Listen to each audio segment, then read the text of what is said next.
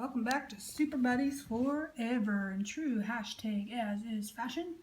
This is what I'm doing, so I'm going to share it with you. Lots of posters, frames, pictures, all kinds of wall hanging ideas going on here. So let's start with these. You'll see a lot of them in the big dollhouse. They look like posters. Now you can use whatever pictures you want. We happen to be doing Monster High. These techniques can be used for any doll you want. But this is what I'm doing. And I just love everything about Monster High. The colors, the art, everything. So these look like posters. These are going to go in the New York section. Just to kind of show Luna Matthews' love of theater. So we're going to put those. So those look like posters. It is a picture that is just cut. Here you go, Grace. Some of these are repeated in one of our beach videos, but I'm going to put all of them together since there's so much happening. So I just got good old packing tape. Is that from the post office? No. Ow. But it's a doll. Alright, you take a piece of that packing tape, put it on top of your picture. Your picture, I'm sure some of you are very good on the computer. I just do text box and then put in whatever picture. Of course, I love the high school, so I want to show this somewhere as a poster for of the real high school. Then you take your scissors And snip, snip, snip. and you go like this. The trick to this is to go in one clean swipe. Don't go like this. You want a clean one. So go. I put the black border around it already, so I'm just gonna cut. And oh, that one I gotta go forward some. Cut. Cut. Do you have a Freaky Fusion poster of the movies? Not yet. I do. The catacombs. So there we go. A very simple made. Well, I'll have to trim that a little bit. Very simple made poster. And you can, like I said, use this for any kind of art you want. That packing tape just puts a little extra protection on it. Makes it shinier if you got dull. So I have a whole bunch of those going on over here that I'm doing for all over the place. Different photographs of whatever scene I would love to Just need his friend. enjoy. Then we did simple frames. We got stickles and we got puffy paint. Puffy paint dries thick and high and dimensional. Stickles dries flat. Well, again, I went and I just did a little text box, put pictures in it. I want this from my New York area. And I keep a needle handy in case I gotta clean my tip if it gets clogged. Then you have to wash Store the these needle. upside down so that the stuff is ready for you. Get my tip clean. Do you have to wash the needle? Not really.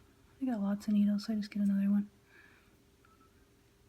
But if you only had like two, you'll probably do it right. We just put a little line of that around it. And we have made a very simple, easy frame. Notice I use this technique in Rochelle's room with the French pictures of all the scarus. So here we have, I'll do the rest after. But now we have a beautiful little frame around that. Glittery. So the next step would be, I've done these already. So then you take some nail polish. I'm getting to it. Don't jump ahead of my plan here.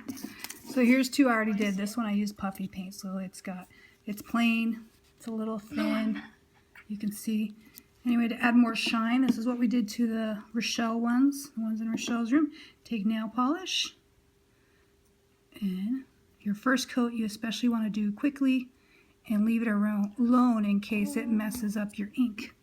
Because you can't do puffy paint on round tape. That, and also if you do it too thick it'll crack. So that's how you can see the difference. And you can build that up as high as you want. These ones I've already done. If you can see how shiny they are, I've done 3 coats. So you can, like I said, do as many as you want. Just do them very in small light coats. So once I cut these off, you can get the idea what it is. Now see how that looks like that white? I don't particularly like that. So I just take a Sharpie, oops, black Sharpie, to make that look good and on the edge. There's Nathan. This just gives it that professional done touch. So no matter what angle, see how you see the white? And then here you don't. That's handy dandy. Now when you got puffy paints and you want to do it, you can create and do whatever you want. So see, these ones I want to put in Spectra's area, because you know our haunted is in the sky. So to put some photos of them around, and I just love these characters and they're fun and they're ghosts. So if you look, I used glow-in-the-dark puffy paint around it. Then I used a diamond crystal all in the back, but I did not do the face. I left the face loose. And then I put the nail polish all over it, so their faces stand out. And I thought that was a little ghostly, so that's fun. And then while I was doing my edging, I put a little black line around it. Can you see? Wait, where are these going again? Glows. I won't show. These are going to go in Spectra's area for her buddies from her haunted school. But we don't need Porter there because we already have a picture of Porter. Another hint with these pictures, some we did, of course, with the blue or the black outline. If you want something to look like a shiny photograph, you can just leave some of the white just so you're nice, consistent cuts. I go quiet when I'm concentrating. Sorry. Alex is Being funny. laughing like usual. So now that has a white border around it. And you can also, we cut out a lot of the box art. As a matter of fact, we have a whole bunch of boxes we gotta tear apart. And when you cut them, or you got little extras here, you get that cardboardy look. Again, use this technique. Just get a Sharpie, cover up what you don't like, and carefully do that edge. And when you put that up, no matter which way, it's going to look neat, and your cuts look neat. So the difference from that to that is much nicer. That's a little tidbit. Also been doing frames. You've seen this in one of our package openings. The white was already the white, and this was pink, and this was purple, I believe. When you get frames, have fun with them. Use some primer. If they're not the color you want, 1, 2, 3 bullseyes. Insert is my favorite thing. Print your pictures. Try and get them close to the right size. And then there's no easy way to say you just got to cut the best you can. Cut the best you can. But here's the good news. You can get your puffy paint after you do it. You can get your puffy paint, and you can see on here, I did the frame in puffy paint, and then I put on my nail polish. I've done 2 coats on it so far. It's starting to look like glass. This one I particularly wanted shiny, so I did extra. This one I used glow in the dark as the edging to make it blend more with Batsy's colors. She's had about 3 coats, so that is really beginning to look like glass. And here's Issy. We are working on a cottage, so this is why I'm on these details. Can you move it over here? And that's why I have lots of this on the go. So she's got about 2 coats in there after your paint has dried, or your puffy paint. And I just quickly put a couple coats of nail polish. And that's going to make that frame go from flat and blah to looking like some real glass. Okay, over here. Let that dry. What is also helpful for tidbits is nail polish. They got regular shiny. They also have a matte now. A matte? Matte. Meaning it's flat gray. So if you look at this, you can see that that's shiny nail polish there, and this is sealed with matte glaze, matte nail polish. So that's handy. It won't scratch off. It's still protected, but you don't have to have that still drying. The shiny look. So the matte is gray? No, matte is dull. Dull shine. This is shiny shine. Over here, some more ways you can play with the puffy paint. We took this off the Hannah Montana house. We're going to use it. I put the stickles on it, and I sprayed it with matte sealant. So that once I cut that out, just cut that. That's going to be a really easy and simple picture frame. So I'm done. It's already there. Then I played, because I want to do like a billboard near the Blue York, which is near the Haunted. So I want this to look like a lit up billboard. So I used puffy paint and just did alternate colors of bright things. And then I cut that around. And I sprayed that with a high gloss sealant to protect the picture and to make that all meld in good. So that's kind of just a fun way where sky's the limit. Yeah. It does look like a TV thing.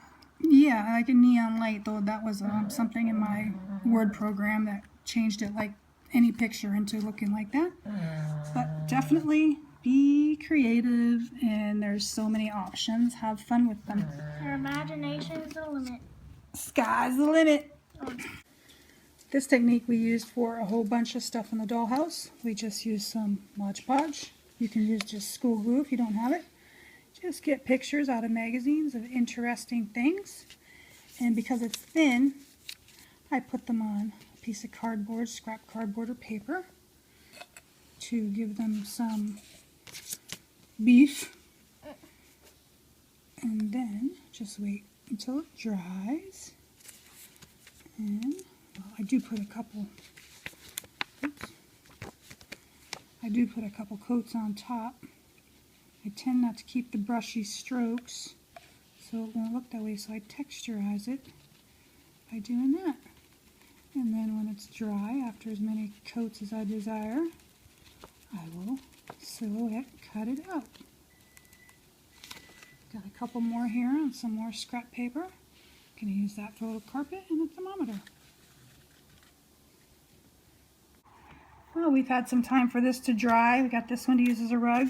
We're going to cut. The light's helping. I might use a different color Sharpie for this. Can you see the texture? Does it show? You can't see the brush stroke. See that? Oh no, we do. So that dabbing on did really well. So when that's sitting looking like a rug, it'll look good. Something when you're cutting, and it's called silhouetting. Keep the scissors still and move your paper. Move the paper, not the scissors. And that will let you get into all these little precise nooks and crannies, even if you don't have the best scissors in the whole wide world. So I will keep cutting those out. Then we got this thing. And where is the stuff I was going to use? Which is a clock. We did a lot of clocks in the dollhouse with this. This one rippled a little bit, but I can get away with it. You can do it flat as is on there, or I have this stuff, glossier accents, clear dimensional embellishment. These are all my scrapbooking supplies. So if you get some of this stuff, oh, that's clogged. Needle time. This one clogs all the time. Okay, that might better work. This stuff comes out like puffy paint, but like thick glaze. It's kind of a fun thing. Glaze? Glaze, G-L-A-Z-E. And I can go like here to give this a little more dimension. And it's clear as opposed to the puffy paints, which I don't have a clear. So that will give me some texture to that. Nice touch to do here and there. Did it in the cat room on a clock. Okay, do you remember the portraits, class, school portraits in the schoolhouse? This is how I did that. I have scrapbooking tools. These are called punches. And I got 1 inch and 3/4 inch. I do it in 2 steps. I use the big one for my background. You can choose whatever you like. Super duper easy. And I go upside down so I can see it, which especially comes. So you can see how easy that is. And we got perfect squares of 1 inch. And I've again done computer generation of what I want. I did 3/4 by 3/4, I believe. Try to guess when it's on the computer, but I know I'm trying to fit it in here. So then by doing it upside down, I can get a decent idea of where I'm going to get my portrait, find a good position of where I'd like to see the face. And then I obviously have a bunch of work to do. So the easiest thing to say is you glue that to that. And you can stop there and have yourself a frame in any color and any photo that you so desire. Consistently, of course, these are key. Or you can use it if you're good enough using scissors. So I keep this here because I obviously have been having to reload and do these. So I take, or my exact thing is, I take one of those squares, I get my metallic Sharpie out. Whoops. I have to get a fresh one. I add a little more to it. I use one of these and I just make a quick little line to add a little bit more to it. So to your eye, it's just more. And of course, I'm always going for the gusto here. But this is just to open your eyes that you can definitely be creative and use many options. So then I put the picture here. And then I put the puffy paint around it. So I'm adding something I've already shown you. And then I have little gems that I stick on the corners just because I kind of regret doing that now, because when we started we only had 30 or 25 and now we're up to what, 60 or 70 characters made. So I will show you some of those. I'll cue a little picture of how those look in the end. Cool things. Punches.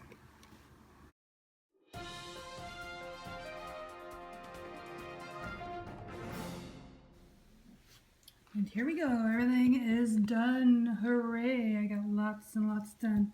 Extras, Calliope Jellington's thing, or initials. I put some extra pizzazz in there with puffy paint. These are all ready to go, looking beautiful. Tons of pictures to hang.